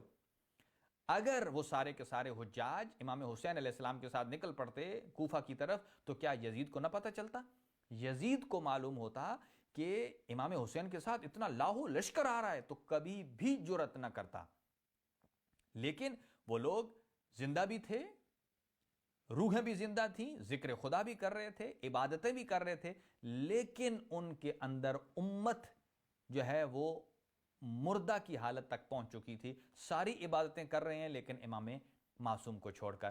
آخر وہ رکوع سجدہ کر رہے ہیں، لیکن امام حسین کے بارے میں خوبصورت جملے کہے معین الدین اجمیری نے، شاہ است حسین، بادشاہ است حسین، دین است حسین. یعنی امام حسین مکمل دین کا نام ہے. اگر پورے کا پورا دین حسین اگر اپنے حج کو عمرے میں تبدیل کر کے نکل رہے ہیں تو پھر امام حسین اگر مکمل دین ہیں تو ان کے جانے کے بعد وہ جو باقی افراد ہیں، وہ جو کعبے کا طواف کر رہے ہیں، اسے آپ کیا نام دیں گے؟ کیا وہ معاشرہ ذکر خدا نہیں کر رہا تھا؟ کر رہا تھا، روح بھی تھی، زندہ بھی تھے، لیکن باوجود اس کے کہ ان کے اندر روح موجود ہے لیکن امت مر چکی تھی. امت کے دل میں دھڑکن ختم ہو گئی تھی. اور یہ اسی فریضہ امر بالمعروف کو بیان کرنے کے لیے سید الشہداء نے فرمایا انما خرجت لطلب الاصلاح فی امت جدی. میں نکلا ہوں، بیڑا اٹھایا ہے، کیا اپنے جد کی امت کی اصلاح کروں. اور چاہتے تو امام حسین اپنے مقصد میں یہ کہہ سکتے تھے کہ میں حکمرانوں کی اصلاح کے لیے قیام کر رہا ہوں، اس لیے کہ بیسیکلی تو حکمران ہی ہوتے ہیں، اگر حکمران ٹھیک ہو جائیں تو امت ویسے ٹھیک ہو جاتی ہے. امام علیہ السلام نے یہ نہیں فرمایا کہ میں حکمرانوں کی اصلاح کے لیے قیام کر رہا ہوں، نہیں. پھر آج لوگ کہتے کہ یہ کربلا کا تعلق ہم سے نہیں ہے، یہ تو جو حکمران ہیں ان سے ہیں، کہ جو وزیر ہیں، جو مشیر ہیں، ایم پی ایز ہیں، ایم این ایز ہیں، یہ ان کے لیے، ہمارے لیے تو نہیں ہے. تو یہاں سے معلوم ہوتا ہے کہ امت مر چکی تھی، امت میں فساد آ چکا تھا، جبکہ حکمران فاسد، مفسد، شرابی، تارک الصلاۃ، احکامات شریعت کو ترک کرنے والے. اور اس کی سب سے بڑی دلیل یہ تھی کہ جب سید الشہداء عراق کی طرف جا رہے تھے تو منا کی طرف روانگی، کہ خود ان کا وہاں جانا اور سید الشہداء کا وہاں سے آنا، یہ ایک بہت بڑا ایک سائن ہے کہ وہ امت مر چکی تھی. تو اب نتیجہ دے رہا ہوں آپ کی خدمت میں، اور وہ یہ کہ یہاں جو کربلا کا مارکہ ہے یہ اقتدار کی جنگ نہیں تھی بلکہ اقدار کا مارکہ تھا. اقدار کیا ہیں؟ اقدار سچائی ہے، اقدار عدالت ہے، اقدار نیکی کا حکم دینا ہے، اقدار برائی سے روکنا ہے، اقدار والدین کا احترام کرنا ہے، اولاد کی صحیح تربیت کرنا ہے، قرآن اور اہل بیت کے دامن کو ہمیشہ تھامے رکھنا ہے، اس سمت پر چلنا ہے کہ جہاں امام حق لے جائے. یہ اقدار ہیں. اچھے کو اچھا کہنا حقدار ہے. اگر کوئی آدمی برے کو اچھا کہتا ہے تو یہ اقدار نہیں ہے، یہ اس نے اقدار کو پامال کر دیا ہے. تو مارکہ کربلا جو سید الشہداء فرماتے ہیں لم اخرج اشرن ولا بطرن ولا ظالمن ولا مفسدہ، کہ میں اقتدار کے لیے نہیں آیا، چونکہ اقتدار کی ضرورت یہ ہے کہ لاہ و لشکر ہو، جبکہ اقدار کی جنگ اور اس کے معرکے میں ضروری نہیں ہے، اس میں خواتین بھی آ سکتے ہیں، بچے بھی آ سکتے ہیں. لہٰذا اسی عنوان سے ہم ذکر کریں گے کہ اقدار کی اس معرکے میں جناب زینب کبریٰ سلام اللہ علیہا کا کیا کردار ہے، حضرت علی اصغر علیہ السلام ششماہ ان کا کیا کردار ہے، خود حضرت فاطمہ الزہرا سلام اللہ علیہا نے اسی اقدار کے لیے، اسی لیے کہا جاتا ہے کہ کربلا غدیر کا تسلسل ہے. کربلا غدیر کا تسلسل ہے. اسی لیے معصومین علیہ السلام نے فرمایا کہ غدیر کو کبھی نہ بھلانا، غدیر کو کبھی نہ، کربلا کو کبھی نہ بھلانا، اس لیے کہ لوگوں نے غدیر کو بھلایا تو یہ کربلا پیش آئی ہے. لہٰذا اگر آپ کربلا کو یاد رکھیں گے تو گویا یہ اس میں سے ایک یہ عنصر بھی سامنے نکلتا ہے کہ سید الشہداء جب آخری مرتبہ گئے اور آپ نے خطبہ ارشاد فرمایا، اتمام حجت کی، اور فرمایا تم مجھے کیوں مارنا چاہتے ہو؟ تو جواب یہ تھا بغضاً لأبیک، آپ کے بابا سے بغض کی وجہ سے. اس کا مطلب یہ ہے جو امیر المؤمنین کی امامت اور ولایت کا اعلان کیا تھا رسول اکرم صلی اللہ علیہ وسلم نے، اس ٹائم 1,00,000 سے زائد افراد نے جو مبارکباد پیش کی تھی، اس میں پھر کئی ایسے منافقین بھی تھے. اگر آپ کہیں کہ ان میں کوئی نہیں تھا تو کم از کم ایک تو قدر متیقن ہے، اور وہ حارث ابن نعمان فاری ہے، کہ جس کا انجام ہوا سب نے دیکھا، اور اس کے بارے میں قرآن کی آیت بھی آئی جس نے کہا وَسَأَلَ سَائِلٌ، اور یہ تو مسلم ہے. اور اسی کا نتیجہ یہ نکلا. گویا رہبر امام یعنی امام حسین علیہ السلام کا یہی کام ہے. امام کی ذمہ داری یہ ہے کہ امت کی بیماریوں کو تشخیص دے اور ہرگز وہ امام نہیں ہو سکتا جو اپنی امت، اپنی رعیت، اپنے لوگوں کے مرض کو نہ جانتا ہو۔ ظاہر ہے جو جانتا نہیں ہے وہ پہچانتا نہیں ہے، جو پہچان نہیں سکتا، تشخیص نہیں دے سکتا ہے، وہ کیسے اس کا علاج کر پائے گا کہ کس مقام پر کب بولنا ہے، کب بیان دینا ہے، فساد کہاں ہوگا، کس کے خلاف آواز کب اٹھانی ہے۔ اسی سے سامنے آتا ہے کہ جناب سید الشہداء امام حسین علیہ السلام کی سفر میں حضرت زینب کبریٰ سلام اللہ علیہا بھی موجود تھیں کہ آپ کے خطبات کا کیا مطلب تھا۔ آپ کے خطبات آپ بہتر جانتی ہیں کس مقام پر میں کیا بولوں گی، تو یہ یہاں حیثیت رکھتا ہے، یہ شریعت کی ذمہ داری میں شمار ہوتا ہے۔ اسی طرح جناب فاطمہ الزہرا سلام اللہ علیہا کا خطبہ، پھر اس میں وہ اعتراض بھی ختم ہو جاتے ہیں کہ امیر المؤمنین گھر موجود تھے تو جناب صدیقہ طاہرہ نے کیوں خطبہ ارشاد فرمایا۔ یہاں طول و تفصیل ہے۔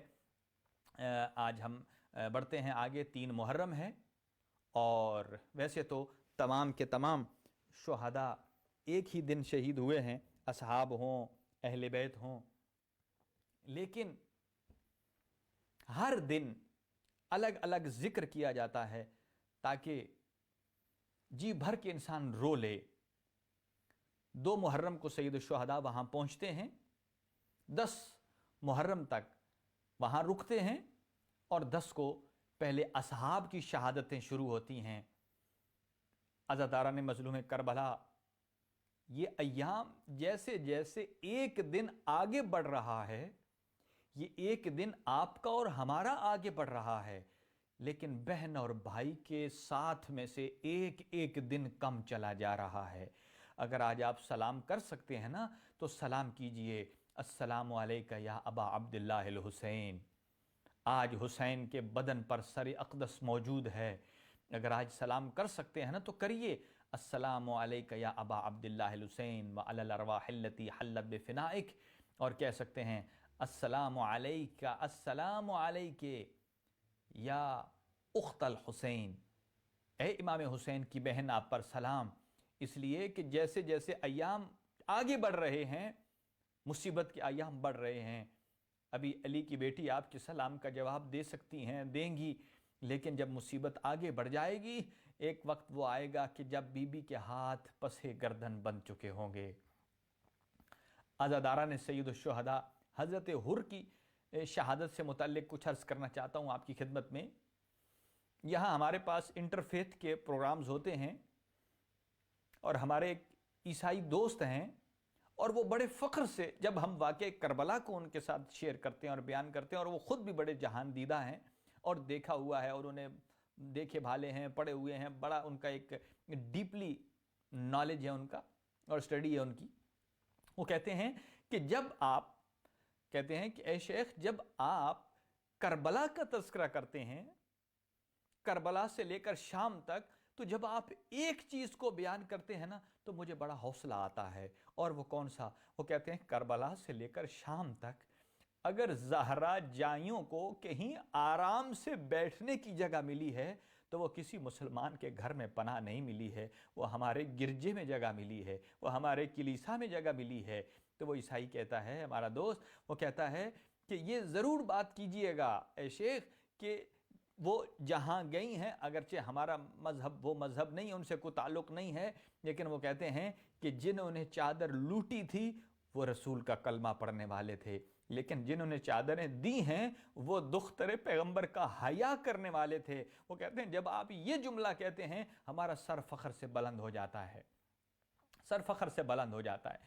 لیکن جیسا ہی 2 محرم کو حر نے وہ قافلہ روکا، سید الشہداء اس کربلا کی جگہ پر آئے، اور 3 محرم کو خیام لگے، اور 4000 کا لشکر آیا، اور عمر سعد نے 4000 کا لشکر عمر سعد کو دیا، اور ابن زیاد نے کوفہ کی جو جتنی باؤنڈری تھی یا اس کا جو بارڈر تھا اس کے اوپر فوج، پولیس یا جو بھی ہے وہ تعینات کر دی تھی، تاکہ کوئی آدمی بغیر اجازت کے نہ اندر آ سکے نہ باہر جا سکے۔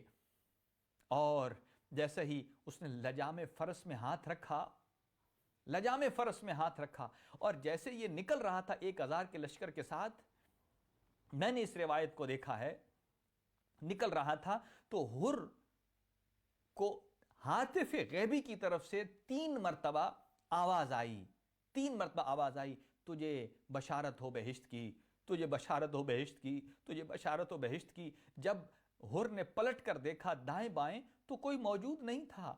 اس کا مطلب یہ ہے کہ یہ حر کو بشارت ملی ہے، اور اپنے آپ کو مخاطب ہو کر حر کہتے ہیں سکلت کا امک، تیری ماں تیرے ماتم میں بیٹھے، یہ بشارت ہے۔ اور وہاں سے جب چلے اور جب حسین کا قافلہ روکا اور ایک مرتبہ وہ آئے، پہلے تو بشارت ملی، اور دوسرا جب پانی تمام ہو گیا حر کے لشکر کا تو سید الشہداء نے اس لشکر کو پانی پلایا۔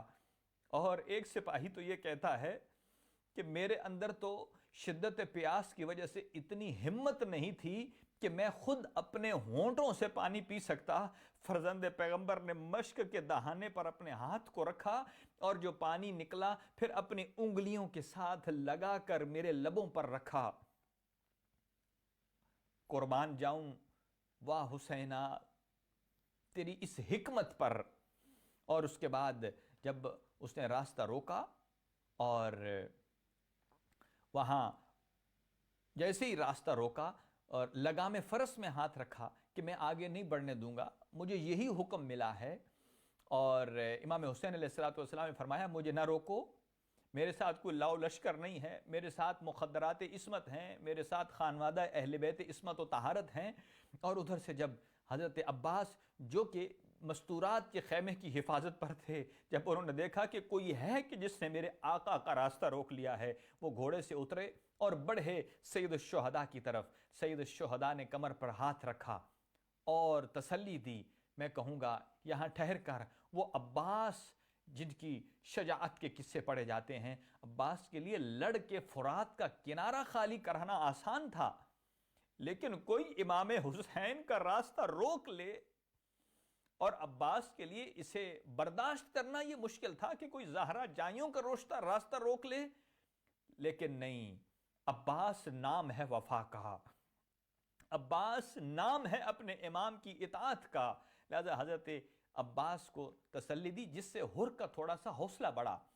اور جیسے ہی حر کا حوصلہ بڑھا اور حسین ابن علی کا اس نے راستہ روکا اور کہا یزید کی طرف سے یہ پیغام ہے، یہ ابن زیاد کی طرف سے، آپ کو یہاں سے آگے نہیں بڑھنے دینا ہے، آپ نے پھر وہی جملات دہرائے۔ لیکن اس طرف مخدرات عصمت کا جو سواریاں تھیں وہاں پر ایک کنیز نے یہ بات جب دیکھی اور اسے مشاہدہ کیا کہ حالات کوئی اچھے سمت نظر نہیں آ رہے ہیں، حالات خراب دکھائی دے رہے ہیں، اور انہوں نے راستہ روک لیا ہے۔ جب یہ بات جناب زینب کبریٰ تک پہنچی تو اس وقت بی بی پریشان نہیں ہوئیں، نہ گھبرائیں، نہ حیران ہوئیں، اور بالکل مطمئن تھیں۔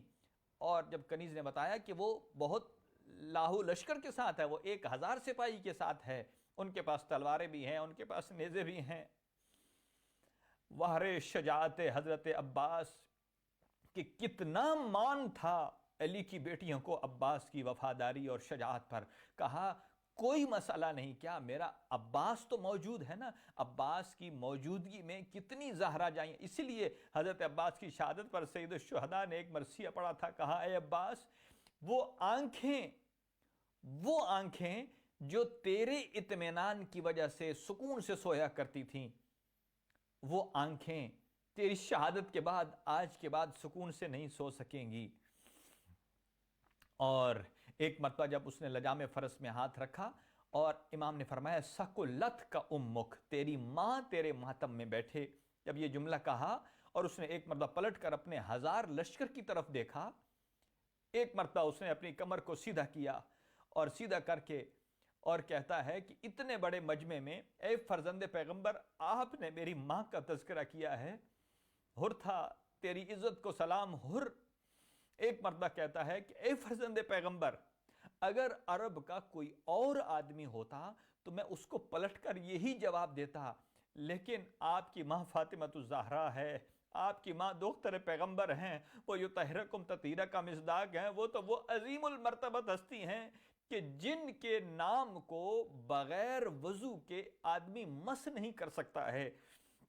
جب یہ جملے سنے جناب سیدہ کا حیا کیا اور پلٹ کر اپنی بہنوں کو کہا، مظلوم کربلا نے فرمایا فکر نہ کرو، یہ جہنمی نہیں ہے، اس نے ہماری ماں فاطمہ زہرا کا احترام کیا۔ اسی لیے میں کہتا ہوں کہ جتنے میرے اہل سنت برادران ہیں ان کا اپنا موقف اپنے مقام پر، لیکن کم از کم اتنا ذہن میں ضرور رکھیے کہ دختر پیغمبر جہاں بھی ہوں وہ صدیقہ ہیں، وہ سچ بولتی ہیں، اور دیکھنا پھر اس سچ کی جزا تمہیں کیا ملے گی، اس سچ کا صلہ کیا ملے گا۔ اور اب بس اتنا یاد رکھیے کہ 2 محرم جب سے راستہ روکا اور شب عاشور تک کتنا 6 یا 7 راتیں بنتی ہیں، اور جیسے ہی 10 محرم صبح طلوع ہو رہی تھی تو سید الشہداء 10 محرم ہر آدمی اپنے ہتھیار تیز کر رہا تھا، تو اس نے کیا کیا، ہور نے اپنے ہی ہاتھوں کو رومال سے باندھا۔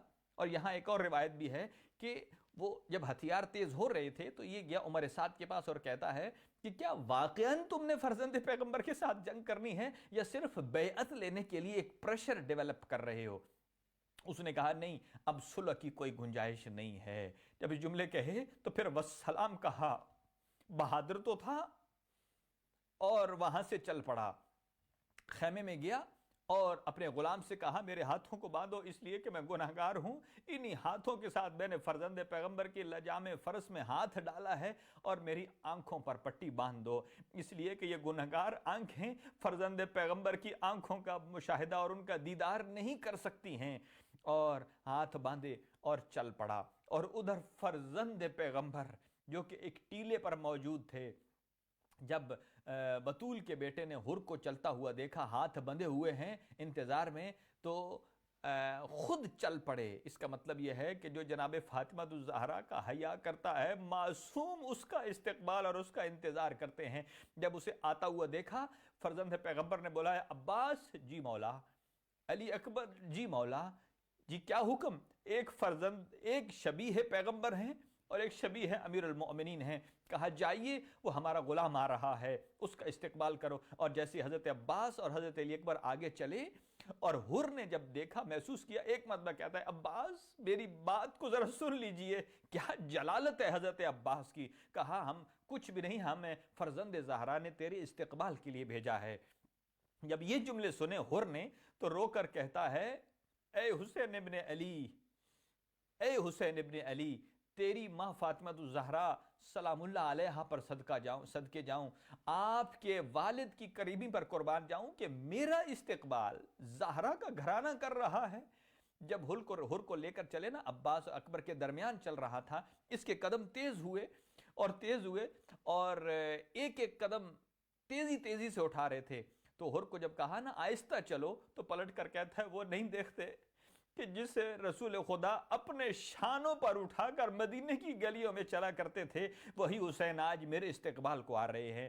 3 مرتبہ چلے، پھر مظلوم کربلا کی قدموں پر گرے اور گر کر کہا حل لی نجات، اے فرزند پیغمبر، آپ کو اپنی مادر فاطمہ الزہرا کا واسطہ، کیا میرے لیے کوئی نجات ہے؟ امام نے سینے سے لگایا اور سینے سے لگا کر فرمایا میں نے تجھے اسی وقت معاف کر دیا تھا، تیرا نام بھی تیری ماں نے حر رکھا ہے، انت حر فی الدنیا والآخرہ، میں نے تجھے معاف کر دیا۔ جب معافی کی سند لی اور ایک مرتبہ کہتا ہے اے فرزند پیغمبر، لیکن ایک اور میری درخواست ہے، اور وہ کیا ہے؟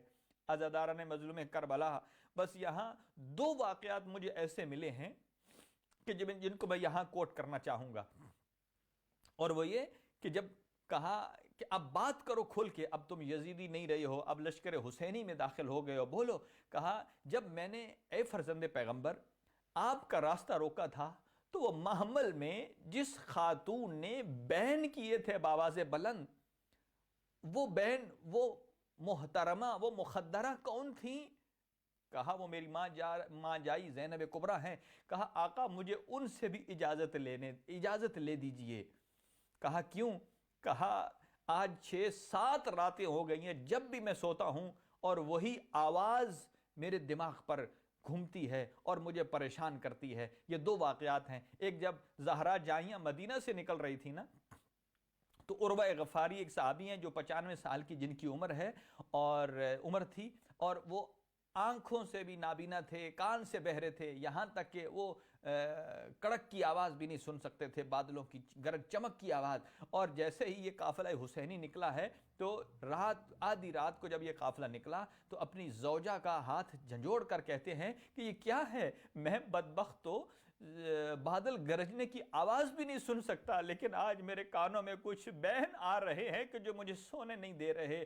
اور اس کی زوجہ نے کہا یہ آج فرزند پیغمبر ہے جو مخدرات عصمت کے ساتھ مدینہ چھوڑ رہا ہے. تو گویا کہ اگر کوئی درد دل رکھتا ہو، جس کے دل میں قبر حسین ہے، وہ چاہے 61 ہجری ہو چاہے آج ہو، وہ ویسے ہی اس خاندان کے بین کو سنتا ہے اور اس کے درد کو محسوس کرتا ہے. اب مظلوم کربلا گئے اجازت وہاں خیام میں، اور کہا کہ میں نے تو اجازت دے دی ہے، معاف کر دیا ہے، لیکن وہ سائل ابھی تک رضامند نہیں ہے. اس کی خواہش ہے کہ دختران پیغمبر بھی اسے معاف کر دیں. کہا ہم نے بھی معاف کر دیا. اور دختر پیغمبر نے فرمایا کہ جائیے اور اسے میرا سلام دیجئے. اب مظلوم کربلا وہاں سے چلے، اور اظہر حسن زیدی صاحب کے ایک جملہ ہے، وہ مرحوم فرمایا کرتے تھے کہ بی بی نے آنے کے بعد جیسے ہی مظلوم کربلا آئے حر کے پاس، اون و محمد کو بلایا.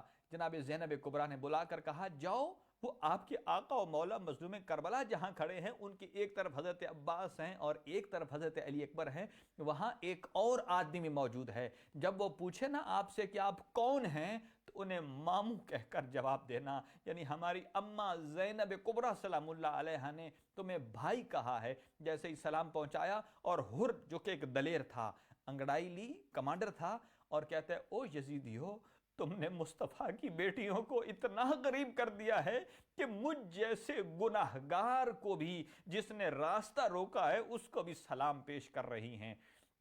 چنانچہ حر جب بارگاہ پہنچتا ہے امامت میں، اور کہا آقا قبل اس کے کہ کوئی گناہ سرزد ہو جائے مجھے میدان کی طرف روانہ کیجئے. اور ایک مرتبہ حر کا بیٹا بھی آیا، کہا کہ جو چیز باپ اپنے لیے پسند کرتا ہے اسے چاہیے کہ اولاد کے لیے بھی پسند کرے. اگر باپ کے لیے شہادت ایک معنی رکھتی ہے تو پہلے اپنے بیٹے کو قربان کیجئے. جب حر کا بیٹا گیا میدان میں اور زخم و کتاب نہ لاتے ہوئے جب زین سے زمین پر آیا، اور ایک مرتبہ جب حر اپنے بیٹے کی لاش پر پہنچا، کیا دیکھا، اگرچہ ایسا لپکا تھا حر کہ جیسے کوئی شکرا شکار کی طرف بڑھتا ہے، لیکن جیسے ہی اپنے بیٹے کی لاش پر پہنچا، کیا دیکھا، وہاں پہلے فرزند پیغمبر موجود ہے اور گود کو، اس کے سر کو گود میں لیا ہوا ہے، اور کہا اے حر، تو تازہ تازہ ہمارے لشکر میں داخل ہوا ہے، اور ہمارے نانا کی شریعت کا حکم ہے کہ کوئی باپ، بوڑھا باپ اپنے جوان بیٹے کی لاش کو نہ اٹھائے. میں کہوں گا اے فرزند پیغمبر، آج تو حر کو یہ درس دے رہے ہیں، لیکن کل کیا ہوگا کہ جب ہم شکل پیغمبر حضرت علی اکبر زین سے زمین پر آئیں گے تو کوئی اور نہ ہوگا، آپ خود آگے بڑھ کر جائیں گے. صرف آپ ہی نہیں، آپ کے جانے سے پہلے مخدرات عصمت میں سے زینب کبریٰ علی اکبر کی لاش پہ پہنچ چکی ہوں گی. اس کے بعد حر میدان میں جاتے ہیں، اور زخم و کتاب نہ لاتے ہوئے جب زین سے زمین پر آتے ہیں تو سید الشہداء نے ایک وہ رومال عطا کیا. جب زین سے زمین پر آئے نا حضرت حر، اور ایک مرتبہ کہا کہ اب مجھ سے راضی ہیں، حر کا سر شگافتہ ہو گیا، اور فرمایا کہ یہ لو محشر کے میدان میں اپنی ماں زہرا کے ہاتھوں کا بنا ہوا ایک رومال حر کے سر پہ باندھا، اور اس کا خون رکا، خون کا فوارہ رکا. کہا اگر یہ نشانی دے رہا ہوں کہ اگر میری ماں زہرا تم سے پوچھے کہ میرا حسین راضی تھا یا نہیں تو کہنا آپ میرا حسین راضی تھا. لیکن عزاداران مظلوم کربلا، بس آخری جملہ ہے اور یہ سنیے، اور وہ کیا ہے کہ جب عصر عاشور لاشوں کو پامال کرنے کا وقت آیا، تو جب لاشوں کو پامال کیا جا رہا تھا، فرزند پیغمبر کی لاش اور شہداء کربلا کی لاش، لیکن جب لاش کو پامال کرنے کا وقت آیا تو حبیب کے قبیلے والے آئے اور انہوں نے لاش کو عمر سعد سے لے لیا. کہا تم نے قتل کر لیا، لیکن اب ہماری غیرت برداشت نہیں کرتی کہ ہم اس کے اوپر بھی ظلم دیکھیں. اور حر کی باری جب آئی اس کے قبیلے والے بھی آئے، انہوں نے حر کی لاش کو لیا، لیکن علی کی بیٹی نے مدینے کی طرف رخ کر کے کہا، بابا، اے نانا، یا جدہ، صلی علیک ملیک السماء، اے میرا نانا، آپ تو وہ ہیں کہ جن کے اوپر ملائکہ درود بھیجتے ہیں، لیکن یہ میرا بھائی حسین ماں جایا ہے کہ جو کہ مرمل بالدماء، کہ جو کہ خاک اور خون میں غلطاں ہے۔ الا لعنت اللہ علی القوم الظالمین وسیعلم الذین ظلموا ای منقلب ینقلبون۔ پروردگار بحق محمد و اہل بیت محمد ہماری اس قلیل سی عبادت کو اپنی بارگاہ میں قبول و منظور فرما، اور جتنے مومنین اور مومنات ہمارے ساتھ شریک ہیں پروردگار ان سب کی حوائج شرعیہ کو پورا فرما، اور ہمارے ساتھ احد جان ہیں، اور اسی طرح وحیدہ کاظمی صاحبہ ہیں، مصطفیٰ رزاق صاحب ہیں۔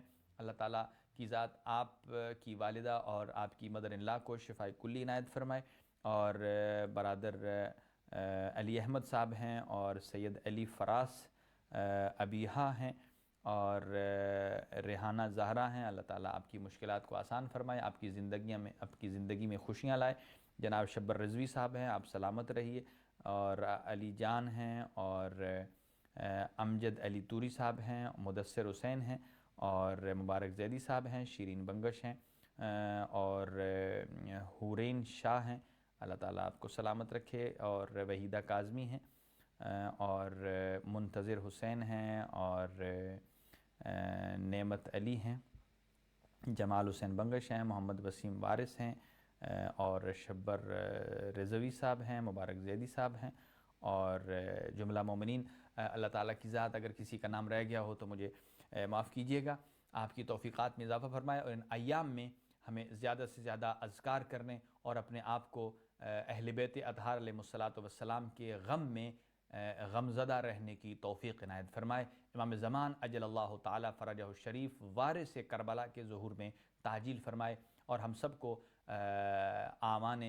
آمان و انصار سید الشہداء میں قرار فرمائے۔ قلب ناظرین حضرت حجت ابن الحسن العسکری علیہ السلام کو ہماری جانب سے راضی و خوشنود فرمائے۔ جتنے مومنین اور مومنات نے درخواست سے دعا کی ہیں، اللہ تعالیٰ کی ذات آپ کی تمام حوائج شرعیہ کو پورا فرمائے، اور مریضوں کو شفائے کلی عنایت فرمائے۔